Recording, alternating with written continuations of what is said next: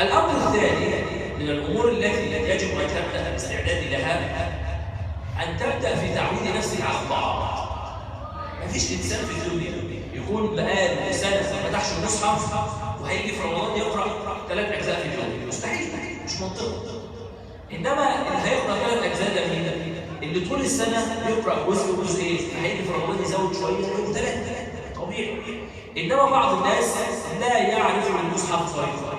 لو سألت آخر ختمة ختمتها إمتى؟ في رمضان الماضي. منذ رمضان إلى اليوم لم أختم القرآن مرة. وكلنا يعلم حديث عبد الله بن عمرو بن العاص حينما سأل النبي صلى الله عليه وسلم عن قراءة القرآن فقال أقله أن تختمه كل هلال، كل شهر. أقل واحد يختم القرآن مرة كل شهر. ونحن الآن مضى على رمضان 8 أشهر. يعني المفروض أقل إنسان في المسجد الآن ختم القرآن من رمضان 8 مرات. ده أقل واحد فينا كلنا، المفروض يكون أقل إنسان.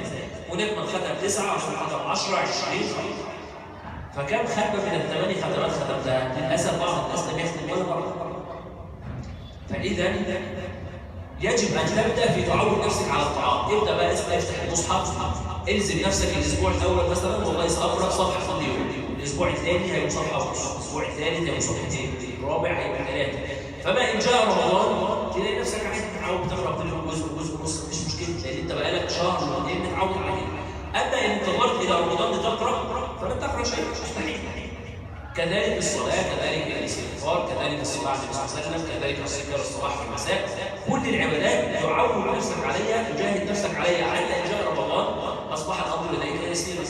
عشان كده الناس تستغرب يقول لك أنا بشوف واحد في رمضان بيقرأ في اليوم 5 أجزاء و10 أجزاء، هو إنسان زيه زيك، مش أي حاجة. بس الشخص ده طول السنة بيقرأ، فعشان كده في رمضان الأمر بالنسبة له سهل. الأمر الثاني